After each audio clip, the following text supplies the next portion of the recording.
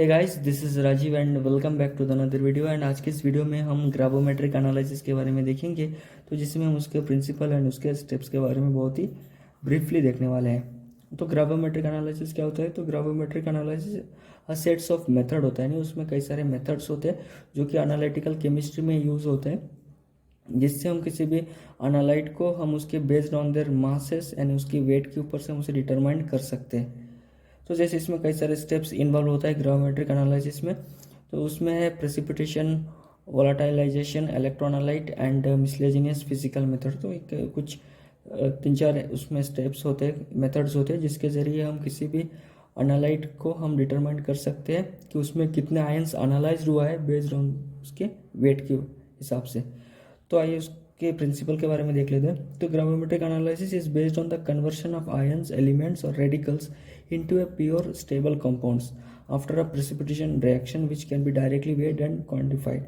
तो gravimetric analysis में क्या होता है, जिसमें हम दो आयंस या फिर दो एलिमेंट्स या फिर रेडिकल्स को हम कंबाइन करते हैं, जिसके ज़रिए एक प्योर स्टेबल कंपाउंड बनता है एक प्रेसिपिटेशन रिएक्शंस के ज़रिए। तो प्रेसिपिटेशन रिएक्शन को मैंने अपने एक अलग से वीडियो में डिस्कस किया है, एक्सप्लेन किया है, तो आप आई बटन पर क्लिक करके उसे देख सकते हैं। तो प्रेसिपिटेशन रिएक्शन के जरिए दो आयंस या फिर एलिमेंट्स या फिर रेडिकल्स को कंबाइन होने के बाद एक प्योर कंपाउंड्स बनता है, जिसे हम डायरेक्टली वेट कर सकते हैं, क्वांटिफाई कर सकते हैं।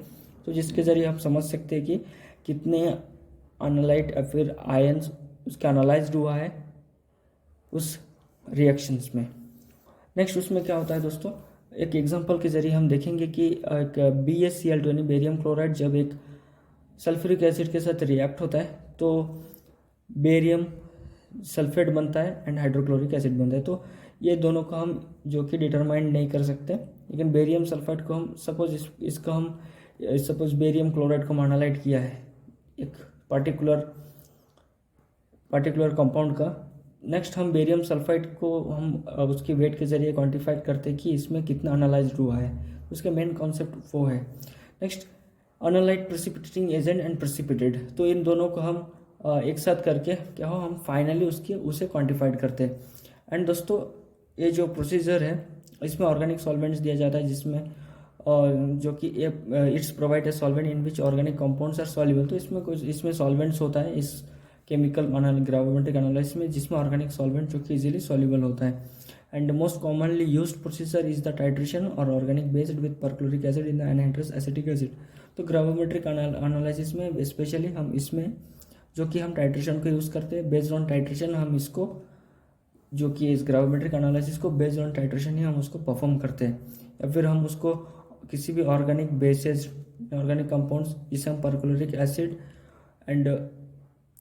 एसिड को इन एनहाइड्रस एसिड में हम उसको मिलाते हैं।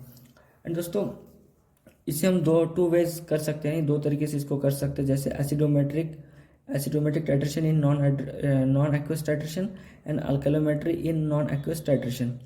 जिसके दो जरिए हम उसे इस ग्राविमेट्रिक एनालिसिस को परफॉर्म कर सकते हैं। दोस्तों ये बहुत ही शॉर्टकट डेफिनेशन है, मैंने इसे बहुत ही डीपली तरीके से आपको एक्सप्लेन नहीं किया है। तो स्पेशली डिप्लोमा वाले को 2 मार्क्स में इसको पूछे जाते हैं, तो आप 2 मार्क्स के लिए आप इतने आंसर्स को लिख सकते हैं बहुत ही ईजिली। एंड वीडियो के आई बटन पर मैंने प्रेसिपिटेशन टाइट्रेशन के बारे में एक्सप्लेन किया है, उसे आप देख सकते हैं। Thanks for watching.